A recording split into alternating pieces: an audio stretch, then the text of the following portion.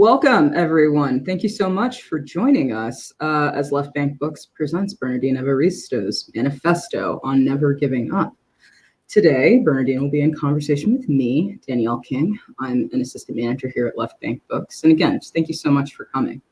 Left Bank Books is St. Louis's oldest independent bookstore. We would like to thank all of our supporters, the supporters of Bernardine Evaristo, and everyone in their outpouring of love for our bookstore.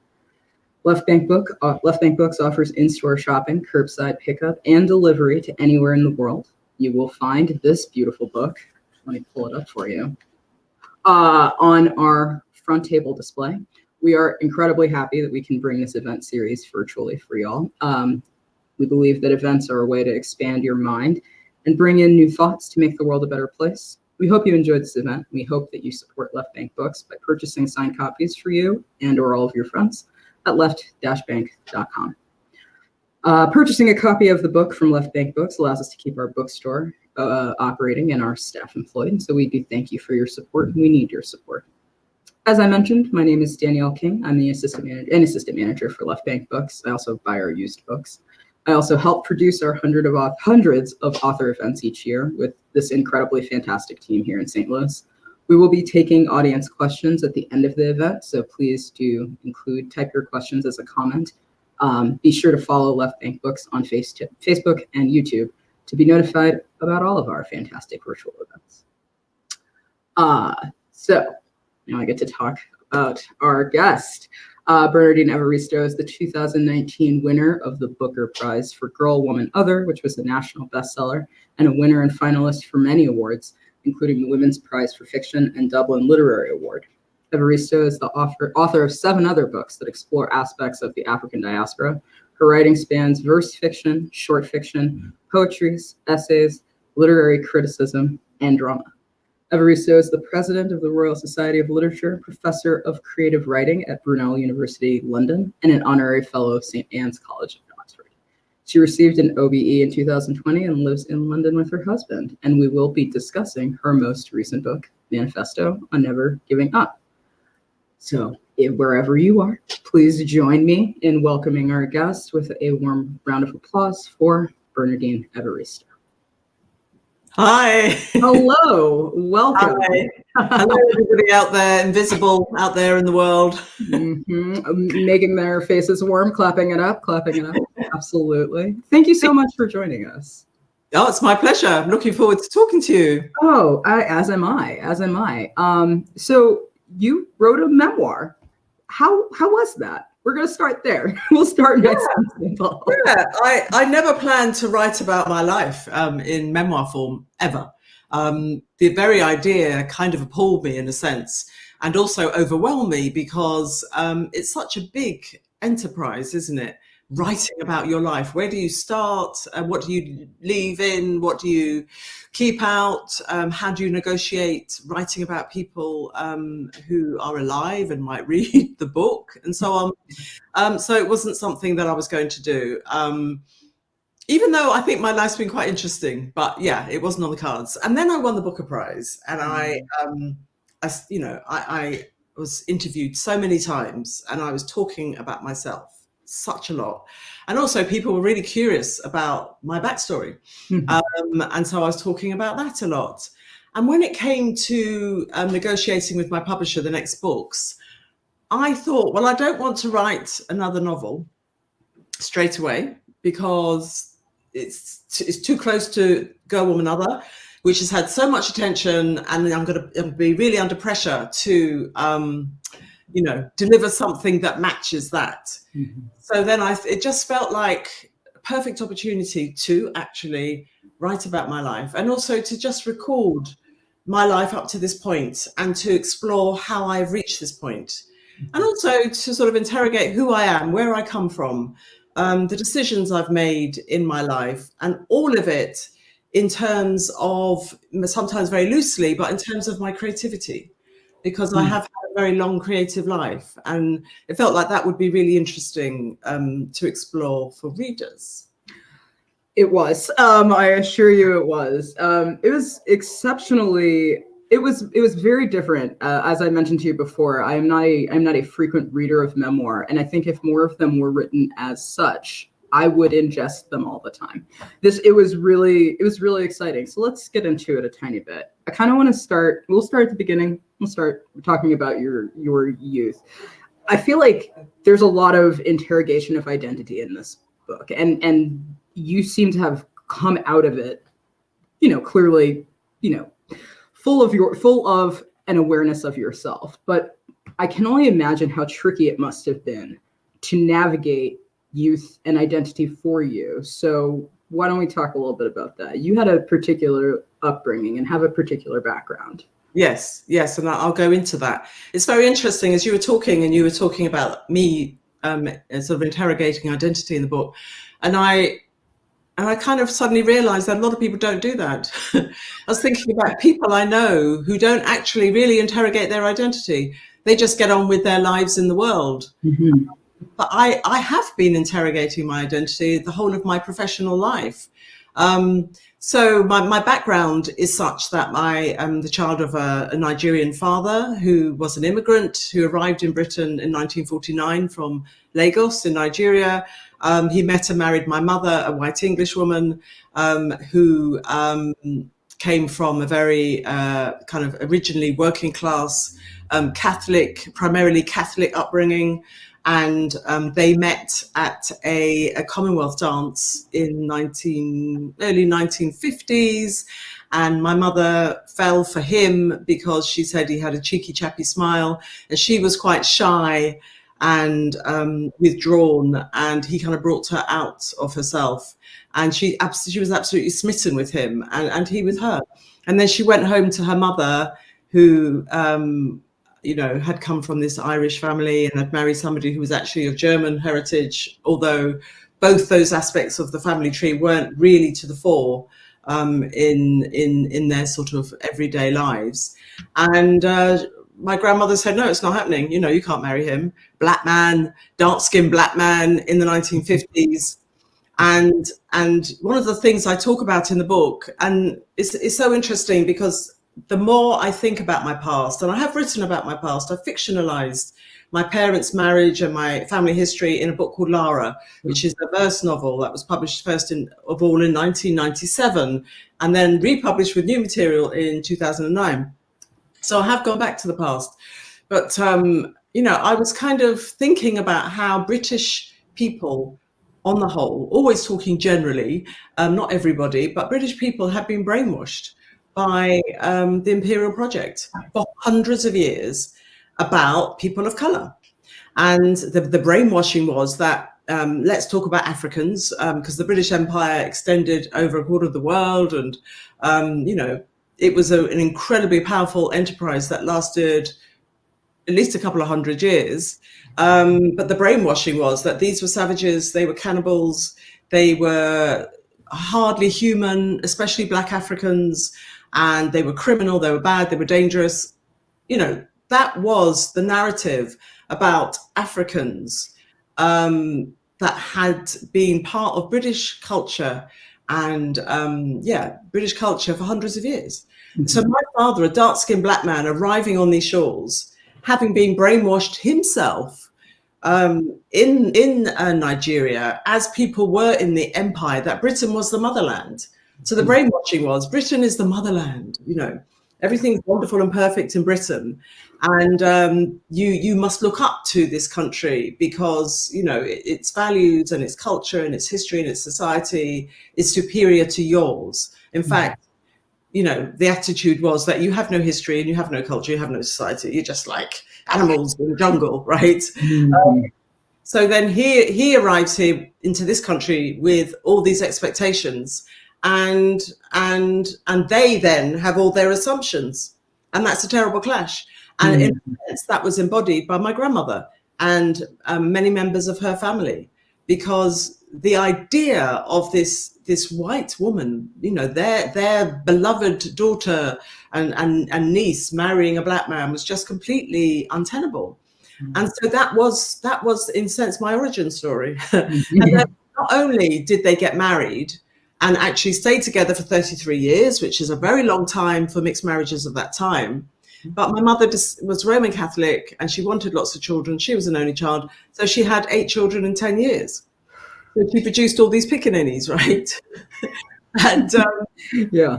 and we had no money, and we lived in this big falling down old house. And so we were, my grandmother was part of my life. When my eldest sister was born, my grandmother saw that she was lighter skinned, because somehow she didn't really understand that if you have dark brown with cream, let's say, you get a color in between. She thought that the children would be the color of my father. So when she saw my sister, who was, also a very pretty baby and a very sparkly little baby, she fell in love with my sister, and then that healed the wound with my mother. If I had been the first child, I'm not because I was I was not a cute baby at all. Actually, I wasn't. My sisters were, and so that healed the rift with my mother. But the story, if there was one story that I heard throughout the whole of my childhood, it was that story. And it was about two people loving each other and people opposing it on account of the color of the skin of my father. Yeah. And then we were outsiders in the society. We're talking now about a long time ago, folks, the 60s and 70s. And Britain was much whiter than it is now, but also my area that I grew up in was very white. So there was this sense of being an outsider. I started interrogating my identity when I went to drama school, because that was the turning point for me. I went to Rose Bruford College of now called Theatre and Performance. I studied community theatre arts. It was a political course. It was a course where they were training you to be actors, but they were also training you to be theatre makers. And it was very left-wing, extremely feminist, quite queer, actually, mainly women on my course. And that's where I became myself. And I took on, I mean, this may sound strange to people, but I had been seen as half caste or mixed race. And I hadn't challenged that, but I took on a very strong Black identity, and I became a feminist. I also became a lesbian. And and then wrote from that perspective, not necessarily the lesbian perspective, but wrote from the Black feminist perspective ever since. So I imagine you had, and you mentioned in the book some of your influences from the Black feminist or womanist perspective. I imagine those folks were very influential for you. Yes, like Audre Lorde. Oh. I knew Audre Lorde, I have to say, because what? You have to say more. Not very well, but I do milk it. Because I was part of this countercultural Black women's community, which wasn't completely queer, but it was kind of, quite a lot of us queer. And we were artists, we were making theatre. I was making theatre. We were writers, musicians, dancers, visual artists, and so on. And she came to London and wanted to meet us. So we got to know her a little bit, and she was extraordinary. And I do remember sitting in a room with Audre Lorde the first time I met her, and she was kind of lecturing us. And we were in our late teens, early 20s, and she would have been probably in her mid 40s. But I do remember resenting her lecturing me. And so I'm always very careful now that I am the age that I am, 62. I'm very careful when I'm with young people I'm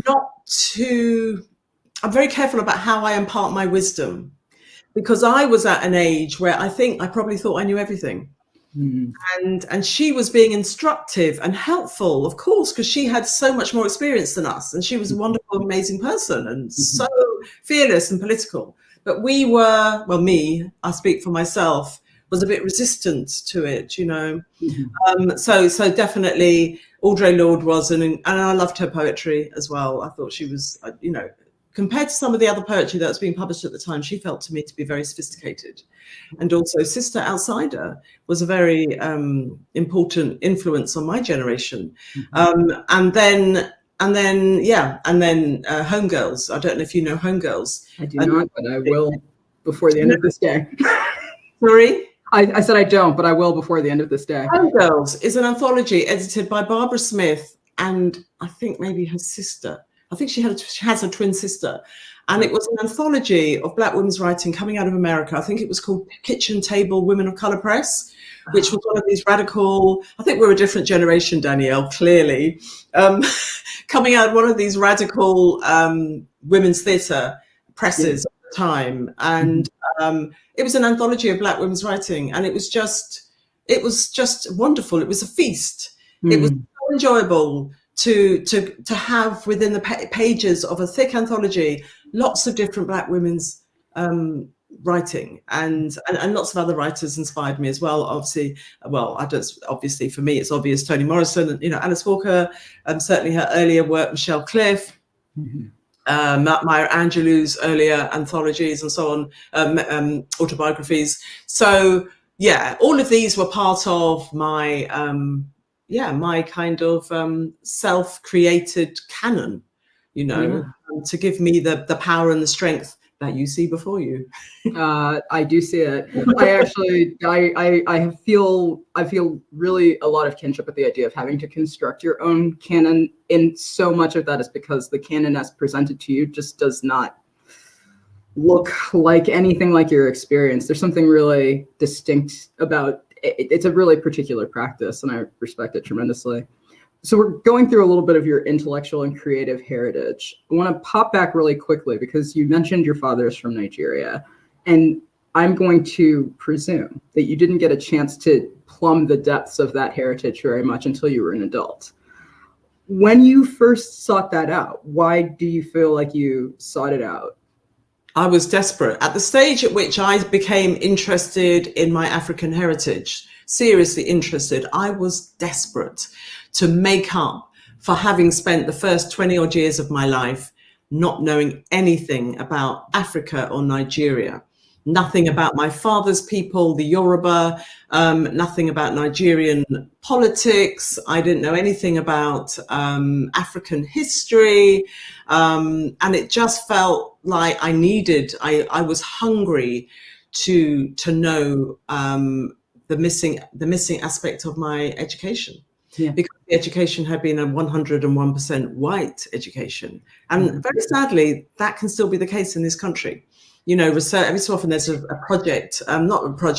report that's produced on, how children are being educated in Britain today, which is, I think, is now a much more multicultural city. And sometimes the reports will say, well, it's quite possible for a child to go through their whole education in Britain and not study a book by a Black author or an Asian author. I mean, that's just disgusting, isn't it? So I was, I was finding myself as part of this community of women of color, but also white women. But I wanted to make up for lost time. And so I went and read books. I remember there was years ago a very famous historian called Basil Davidson who wrote books about African history and culture, and I devoured them. I used to buy African sculptures. I was kind of like really Africanizing myself. I was also very angry because I was angry at what had been excluded from my childhood. I was angry at my father, who was very angry himself and very disciplinarian. He didn't realize that, and I talk about this in Manifesto. He didn't really understand that his children were growing up in a culture. Well, he did understand, but he couldn't appreciate that his children were growing up in a culture that was not the one he had grown up in.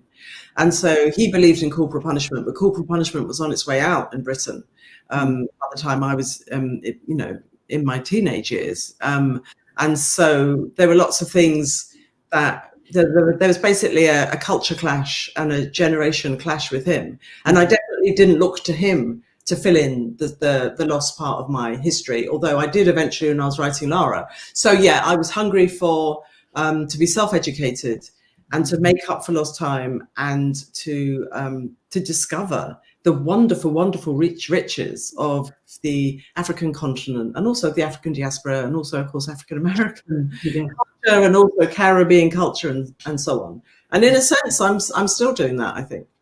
Wonderful. That's wonderful. I was thinking, when you have parents who are from another place and they spend time with you in this other place, they have their own navigation of that society and of the expectations of that society to sort of manage. It can seem like I'm also having kids. I'm doing so much. it would be so hard to do it, I think, probably under the best of circumstances. But it seems like even with that difficulty, you found a way forward, and we thank you for doing it. But to talk about place a little bit, so something that comes out a lot, I felt like very clearly in Manifesto, is that while you are certainly not immune or unaware of the very valid criticisms to be leveled at certainly London as a place, certainly Britain as a place and culture, it is also something that is still a somewhat of a home for you and means something very deeply to you. I, not very long ago, got the chance to read the short story collection by Maurice Carlos Ruffin, The Ones Who Don't Say They Love You. It was, to me, a book that featured New Orleans, the city, as a supporting character in every single story. It was such a beautiful, like, his love of place was very strong there, and it was something I was reminded of a lot when I was reading your memoir. And so I was wondering if you could talk a little bit about your relationship with London and Britain as a place that has influenced your creativity, but also has forced you and pushed you in some ways. Yeah, I'm a Londoner, and I've lived here all my life. I have lived abroad a little bit, but I'm always back in this city. I like to leave it. I like to travel, but I also like to come home. I am absolutely in love with this city. And I do see it as a sort of little universe that's kind of separate to the rest of the country. Not that I don't love the rest of the country, but there's nowhere in Britain that is like London. London is an incredibly multicultural, multiracial city. It has its problems. Some of the sort of racial harmony that people might see when they visit, sometimes it's quite superficial. But it's also a very racially integrated city in every way possible. My generation was one of the earlier generations where black and white people were intermarrying. Now, I don't know the statistics. I can never remember statistics, but quite a large-ish proportion of children born today are of mixed heritage. So we never had segregation in Britain, not officially. So people have always intermarried and intermingled for hundreds of years. Yeah. And then we also have a city where social housing sits side by side with private properties. I would say probably for most of London, that is the case, right? So even in the centre of London, if anybody knows the centre of London, Oxford Street, Mayfair, probably some of the most expensive real estate in the world, you've also got really cheap what we call council housing or housing association properties, which are very, very cheap for people to live who can't afford to buy or rent on the commercial market. And you will literally have those properties side by side. So we don't have that. We do, well, in one sense, we do have it, right? Because obviously people are people and they're tribal and they kind of stick together. But it's a city where there is a lot of integration. In a way that I don't always see in America. And that's another reason to love it. It's also a deeply historical city. And, a lot of my books have drawn on the history of London.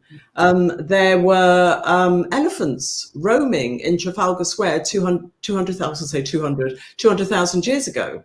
Right. Yeah. So the history of London is very, very deep and very well recorded. And, whenever buildings go up in the city of London, which is the city within the city, which is what was historically the financial district, whenever new buildings are built, the developers have to conduct archaeological digs to see what's underneath. Wow. And they will usually find Roman ruins, right? Because the city within the city was also the Roman city Londinium, which I've written about in my verse novel, The Emperor's Babe, which was published in 2001. I have a black girl growing up in Roman London 1800 years ago, because black people were in Britain then. Not many, but they were there.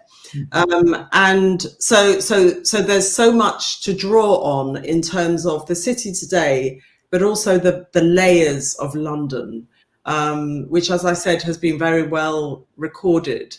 But the sort of black history of Britain and of the city is one that even though the records are being unearthed and people are writing about them, like you should read David Olusoga's book, Black British History, which is a really important text exploring Black Britain and its history. And there are many books before that did that. It's not really something that's part of Britain's national consciousness.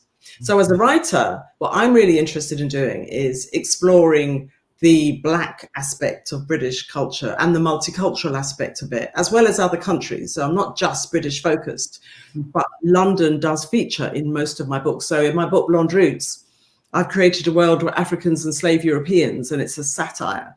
And I've upended everything you can imagine about the transatlantic slave trade. And I've recreated a London that feels like an African, like a West African city. And I called it Londolo. And the people who rule, the slave masters of the English, are called the Ambossans, and Britain is called the United Kingdom of Great Ambossa. So everything is turned on its head. I find London an endless source of inspiration. And also, even though in my childhood I was, our family was attacked, I think the boys in my family suffered the front line racism a lot more than the girls, and definitely my dad did, especially when he first came over. Racism was legal in Britain until 1976, so people did do what they like and get away with it. So even though that is my background, today I feel totally like an insider in this city, and I feel I belong here, and I never question my sense of belonging. But I'm very aware that is my story. I'm very aware that if you were to ask certain young, maybe Black men and teenage children who are living in, public housing, maybe in rough areas where there are gangs, because we also have like territorial gangs and so on, on the scale of America, but we still have them. Then you will hear a different version of that story. So what you're hearing is my version of London. But you will hear a very different story from, for example, Black men, just in terms of being able to freely walk around the streets of London and not be stopped by the police, or people not crossing the road because they think they're going to be mugged. I mean, that is the reality. I have a friend who is a BBC producer.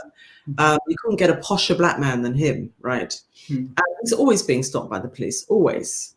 Yeah. He can talk his way out of it, but this is the reality. Systemic racism is the reality here, as it is in many other countries, as I know it is in America. So it seems like you did both in the literal sense, the way they have to do every time there's a new building. You did your kind of own excavation of a London underneath the London to kind of find a place for yourself there. It seems like it's been a deeply enriching thing. I like I said, the love of place comes through, and I don't know if you can get the love of place without looking at the bits that are a little bit icky, without looking at the stuff that's maybe not part of your pride, but you love the thing in total. So that's really remarkable as well. Well, okay, so we're kind of getting into something about this. I wanted to talk to you a little bit about ambition. So it seems like you grew up fairly independently, one of 8. You mentioned in the book that your older siblings kind of paired off and your younger siblings kind of paired off, and there wasn't really anybody for you to pair off. So really a truly very independent young person. And then you go out into the world and start trying to make your mark. And you do run into some interesting folks. And women's ambition is always treated with such, I want to say derision, but it usually is a marker of some sort of character flaw, right? How compounded that must be by having anything not part of the majoritarian race, right? Like in your heritage. And so you're a biracial woman. So it is a very particular version of what your ambition must look like to other people. So it seems a lot to me, and you tell me if I'm wrong, your ambition was kind of inculcated by the way you were brought up, and to a certain extent by your parents. You mentioned their political activism pretty frequently in the early parts of the book. It was stymied for a little bit, and we're going to talk about that. But then it seems to have been quite reinvigorated, and it has really propelled you forward for years. So I'm wondering about your thoughts about your ambition and the way it's developed over time. Yeah, I have consciously developed my ambition over the course of my life. And because I've achieved a lot of my career ambition in the last couple of years, I'm having to rethink what my next kind of goals are. Because some people say to me, well, you won the Booker, that's it now. Do you know what I mean? You can just kick back and, not worry about anything. I'm like, oh, I mean, God's sake, I write because writing is in my DNA, because I have to do it. And I've got so many more stories to tell.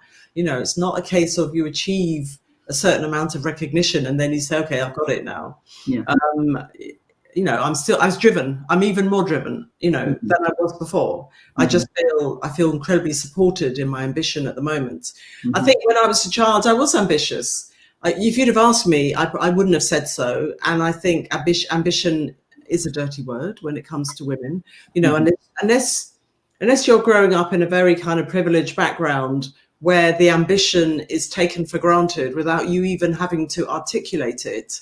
So I always refer to the current Prime Minister of Britain, Boris Johnson, who comes from a very upper class family and went to Eton, the world's most famous public school, and where 20 prime ministers were educated from Britain, of Britain. 20 prime ministers went to that one school, right? Then ambition it's something that is taken for granted.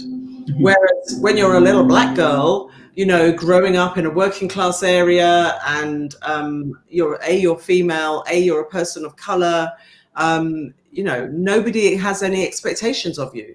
And I don't think anybody really had any expectations of me when I was a child. But I got into the youth theatre, and it was a place where I spent the whole of my teenage years, and I loved it. Yeah. And I discovered that I had a facility for acting, and then at the age of 14, I made the decision, and I don't know how I made that decision. Well, I sort of do know. I did a performance of Captain Cat in Under Milkwood at school, and it went down really well. And the praise was intoxicating, It was like, looking at me, and they're approving of me, and that was amazing. And I thought, oh, I could do this for a career, But I'm sure there was more to it than that. But anyway, the decision was made. I was going to be an actor. And I was an actor. I went to drama school, and then in my 20s, I was a theatre maker. So that ambition was there. And then I kind of lost my way and went off traveling and was in this terrible relationship. And I came back and I didn't know what I was going to do, because it had always been theatre for me. But then I wasn't driven to create theatre anymore. I left theatre behind, and I actually left it behind for a very long time. So what I then did was focused on my writing. But then I thought, well, where can my writing take me? And I went on personal development courses, motivational courses, and got my ambition back. But this time, very consciously, I learned to set unrealistic goals, like winning the Booker in 1997. That was a goal. That was an affirmation. 1997, 19. So I learned to really focus on having what I thought would be a great career. So there's the creativity and doing the work, which is rewarding in itself, but then there's the career. And I was focusing on having this great career, and I didn't really have the great career, although it was progressing and there were various markers of success and so on. Mm-hmm. But I didn't have the readership. I didn't have the big awards. I didn't have the respect that I wanted, and I wanted the respect. I wanted to be included. Yeah. And I felt that my work merited it. Nobody was doing what I was writing. Nobody was writing what I was writing. They're still not. If you look at my body of work, nobody's done that. It's all experimental, unusual work that is very unique. And I valued my work so much that I didn't understand why other people weren't elevating me in a way that I wanted to be elevated. But all of this I kept to myself, because I'm a woman. And you're not supposed to express your ambition. So you just play a kind of a slow waiting game. Well, you're not really waiting, but you just play a game where you keep it to yourself, but where you want to get to with your career. Mm-hmm. And I would sometimes stop talking to other writers, especially when I was in the poetry world. My first book was a poetry book, then that was followed by 2 verse novels, because the poetry world is I discovered the poetry world was quite defeatist in terms of ambition. The argument was, well, nobody is really going to buy poetry. Poetry doesn't really sell, so we're never going to have great careers as poets. We might win some awards, but we're not going to have great careers. We're not going to make much money. And I would be around these people, and they would be kind of like including me in this conversation. And I would be thinking to myself, don't listen to them. Don't listen to them, because I do not want them to bring me down. I don't want them to limit my horizons. And it was a stage in my life when they could have done, because I wasn't as established in my ambition as I became. Now they couldn't do that, right? And I would be persuading them otherwise. But then I was still a bit sensitive. So I think ambition is great, and I try and nurture it in my students and the people around me, the young people, but also the older people. And that's what we do when we're part of a community, isn't it? We have to keep sharing our wisdom and trying to bring everybody else along if we have strategies for survival and success. And avoiding pedantry, because those young kids, they get very frustrated. There's a wonderful line you have. I was just trying to scroll through my notes to see if I could grab it. I found it. I have never been in therapy, as I like to live with my demons. I read that, loved it, but I'm hearing now in this conversation that in the same way that writing as a craft is like a skill of discipline and honing your ability, but also continuing to do it and showing up every day, so too is self-interrogation. So too is the absorption and development of your ambition. It's really quite remarkable, honestly, to engage with. I know we've only got about 5 minutes or so left, and we do have some audience questions. So I will quickly get into one thing, which I thought was really cool. You do talk about having a lesbian era, and you have this really beautiful perspective on queerness that I'm also going to read a line from your book here too. You write that queerness is a manifestation and a statement of freedom and enlightenment. Some will feel that homosexuality is in their essence, while others will be more dilettante, switching it up when they feel like it, or moving more permanently from one position to another, as I did. It feels like only now, we are in a place where marginalized identities are starting to appreciate the spectrum of identity. And it feels like it would have been, you mentioned when you get into this section of the book, I feel like I have to explain this because people are going to ask me. So I feel like I have to explain it. But you are getting into this idea of the full breadth of spectrum of possibility and identity so early. And I sort of wonder if that's not connected to using writing as a kind of therapy and sitting with your thoughts and not letting things kind of get squirreled away and just wanting to embrace it and touch all of it.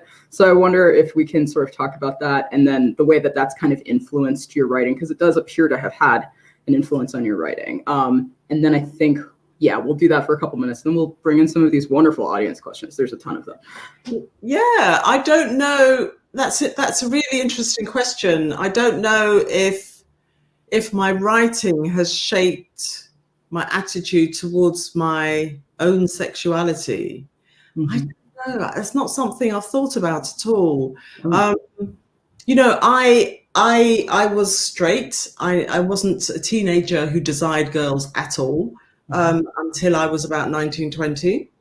And then I started, and I had boyfriends, and then I started to be attracted to women. And then I went to this drama school where there were mainly women, so I slept with loads of people.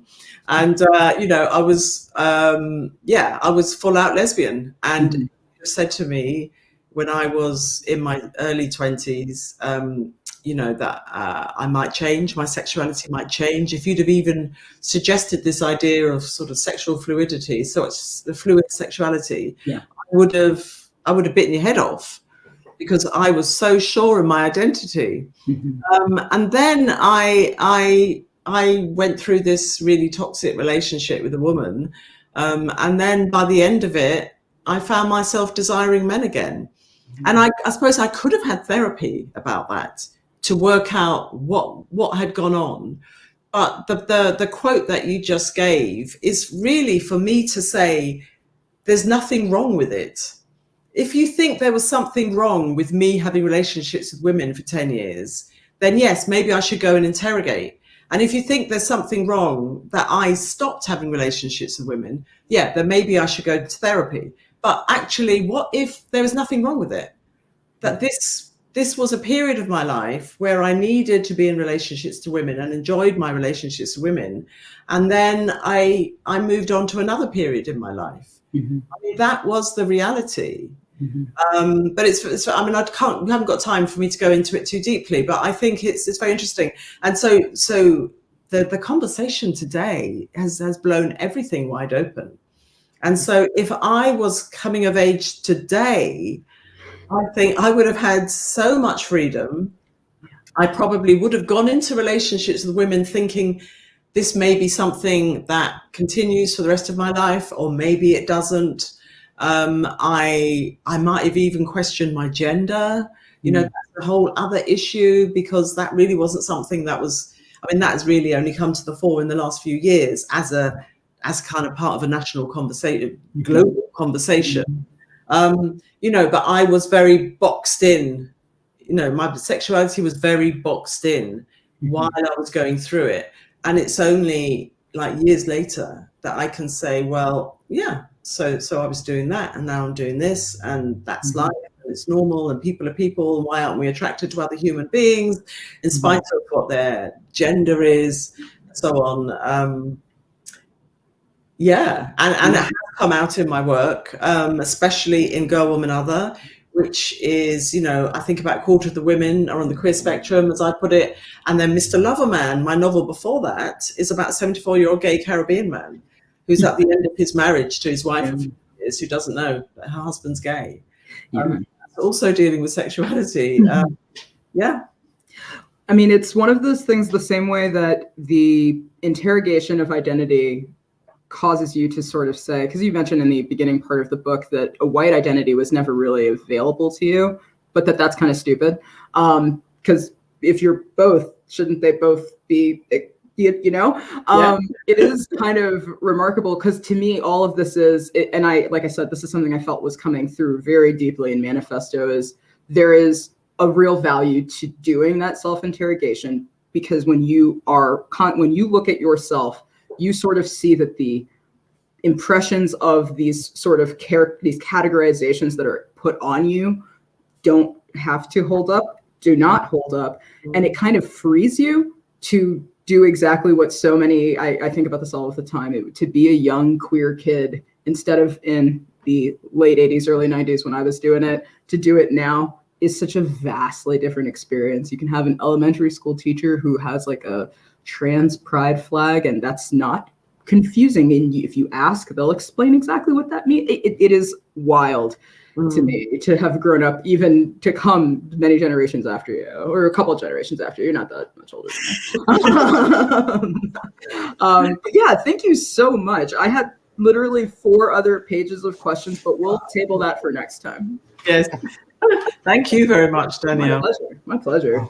I've just been incredibly fascinated and entertained by this conversation. I want to thank you both so much for doing this event for us and for the audience. We have some really fantastic audience questions already in the queue, but if you have a question, which I'm certain that you do, go ahead and type that up in the comments and we will get to those. I would like to kick this off with a couple of questions from my friends who I know and love. Silver is joining us from France, and Silver's question, Bernadine's creativity is obviously important to her. Is there anything she intentionally does to enhance it? What? Yeah, you have to read Manifesto. Some people just got their copies, like, yeah. Yeah. I mean, in a way, my whole life is about my creativity. I mean, I don't have children. I am child free, and that was always my intention. I never wanted, and at the stage at which I would have been most likely to have children, I would not have been able to support them if I was leading the life that I led as a creative person. For most of my life, I haven't earned much money. The first proper salary I got was when I joined Brunel University London in 2011. And, up until that point, I had this portfolio career, and I would not know how much I was earning from the beginning of the year to at the beginning of the year, I didn't know what I was going to be earning that year, whether I could afford to pay my rent, whether I could afford to eat even sometimes. And that was because I was so focused on my creativity. if you have that creative impulse, and we do have it, but if it's something that you're committed to doing and to honoring, then in some ways you have to shape your whole life to do that if you want to give it a go. And that's what I've been doing. So I talk about relationships in Manifesto. We haven't gone into that, but about how they affected my creativity and the decisions I made in terms of relationships, about whether I was even going to have proper relationships because of my creativity being the focus. And when I did have this 5-year relationship, my creativity was almost crushed. So then there is, I also, I'm very prolific as a writer. I write a lot. All genres, as you heard at the beginning. So there's the commitment to the actual writing itself. In my case, I was recently at Tate Modern, which is like one of our biggest modern art, our biggest modern art galleries on Sunday, and I saw Yayoi Kusai, who is Japanese artist who does these incredibly hallucinogenic art installations and also paintings and so on, just incredible. And I went there because I love art and I go to galleries a lot, but also I just wanted to be inspired. I wanted to feed my own creativity. I was very aware that I was feeding my imagination through her imagination. And same as reading books, I know that when I'm reading great books, they're helping me become a better writer, because their greatness I'm absorbing their greatness into my being. So, the people around me that I choose to mix with, I don't mix with people who are going to disturb my creativity in any way whatsoever. I tend to hang around really positive people because that is good for my creativity. My husband, he's upstairs in his study most of the day. I'm downstairs in my study. 9 o'clock we sit and watch, Netflix, recently Ozark, just about to start watching Euphoria. But, it works. I'm not living with somebody who's demanding of my time in such a way that I can't get on with my work. So, yeah, that's a big answer to that question, really. You can't go wrong by reading Manifesto. That's not a plug for the book. I legitimately want to write more because I read this book. So, yeah. I will say that since I am from rural Missouri, Ozark is not that strange a fiction. Like, it is so, like, just so you know, like, watching from the UK, it's real. Nancy, whose copy is on the way, asks, is getting older becoming a part of your intersectional identity in your life and work? And if so, in what ways? So that's a rhetorical question, because Nancy probably knows that I talk a lot about a lot about aging, and that's true. It's absolutely true. I do talk about my age quite a lot, in a very kind of straightforward manner most of the time, and because we're living in such a sick, ageist society, especially in terms of women aging, and we're all aging. That's the most ridiculous thing about it, is we are all aging as women. And yet we're supposed to hide our ages. I won't even go into the way in which older women are invisible in this society, in terms of the media, in terms of advertising, magazines, even films and so on. I was watching, I'm also watching Billions. Don't know if you know Billions. And, there's this, this guy who's like an attorney, a sort of a lawyer, a top lawyer in New York, and he's with this really kind of sexy younger woman who just looks incredible. And you just watch it, you just think this never happens, and he doesn't. He looks a bit like a troll, right?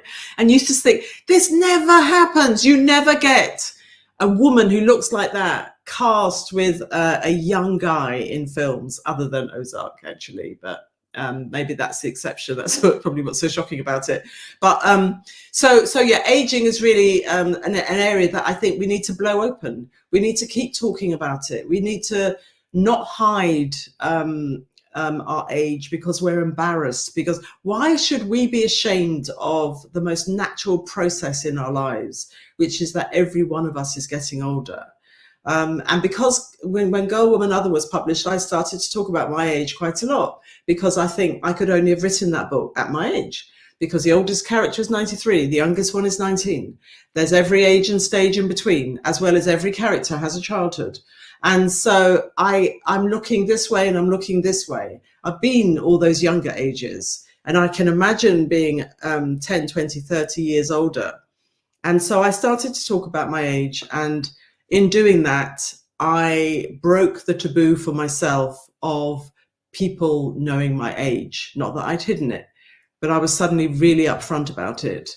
And it is an absolutely important part of my intersectional identity, for sure. Because we're living in an ageist, discriminatory society. So yeah, we all need to. No, go ahead. Actually, can I ask a follow question before we get to Amy's question? I heard so much when I was younger that, oh, you're so young, like that's why you're so like. People used radical or whatever the phrase of the day might have been, and they're like, oh, you'll get tamer as you age, or whatever the case.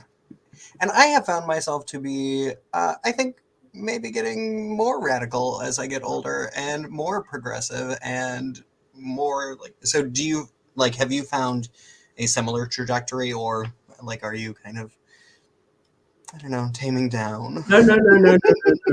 I'm not tame. I'm not tame. You've read Go, Woman, Other. That's not a tame book. No, not at all. But what I've become is more savvy, more sophisticated, more able to have the conversations that need to be had in a way that yields results, as opposed to this sort of angry, youthful radicalism that didn't yield results and just left me feeling very frustrated.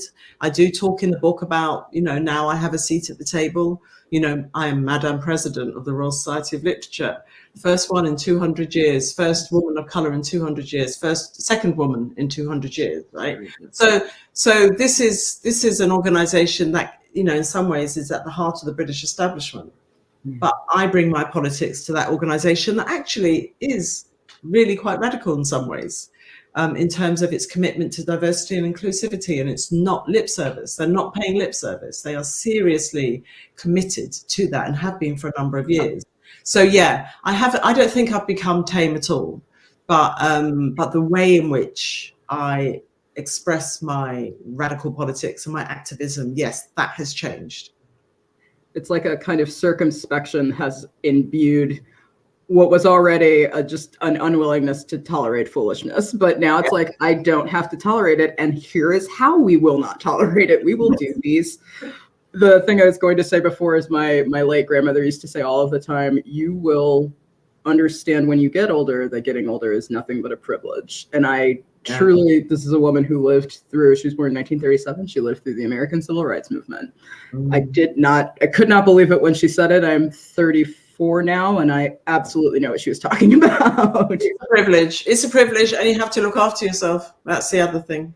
Okay. That's sometimes the harder thing, is looking after yourself. Have you been talking to my mother? Because that sounded like her. Okay, we can get back to that. No, don't have that bottle of wine tonight. No.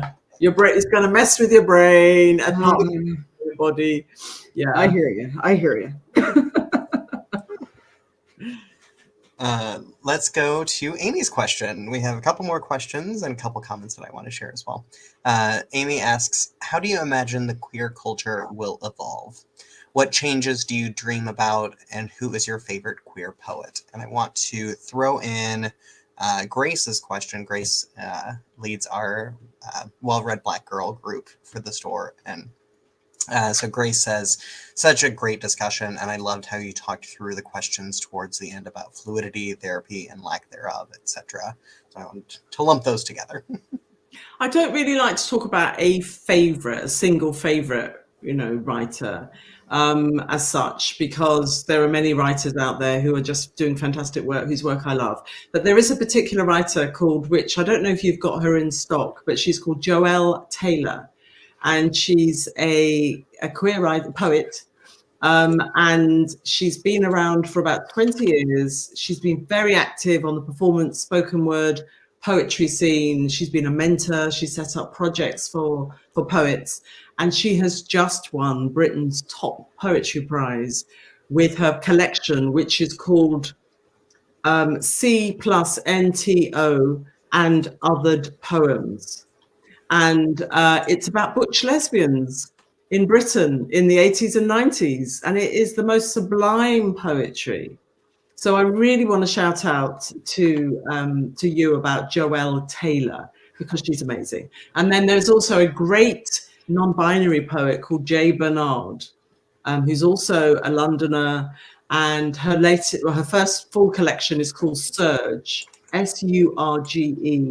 And she won the Sunday Times Young Author of the Year award last year. Was it last year or the year before? Which is a huge thing. So these are two poets to look out for. I haven't really envisioned the future for queer people, but I think we're getting a sense of what the future will be, so long as we fight against totalitarianism and those people who will take us back to the murky past. So I think the seeds of the future are with us today, and we'll see how that develops. All the conversations around gender and sexuality are just so incredible at the moment, and the people who are at the forefront of that are often, they're on the front line, and they're taking a lot of flack. But I think that, if we don't give in to fascism and totalitarianism and the seeds of that, the sort of the Trumps and the Boris Johnsons and the Bolsonaros and so on, then I think those conversations are going to become more mainstream, especially with the younger generations who are so much more receptive to these very progressive conversations around sexuality and gender. Thank you. Wendy asks, what's your jumping off point when you start a new piece of fiction? From where do you draw inspiration? Okay, so different books. My main source of inspiration is Africa and the African diaspora. Girl, Woman, Other. The idea for that book was I want to put as many Black women as possible into a single novel. That was the starting point. And initially it was like 1,000 women, and it's crazy. So then it was 100, and then it became 12. 11, including one non-binary character. And then Mr. Loverman, it was exploring the taboo of homosexuality in Caribbean communities. Blonde Roots, which is the slave role reversal novel. I wanted to explore slavery, but I wanted to do something different with it. The Emperor's Babe, the Black girl growing up in Rome and London 1,800 years ago.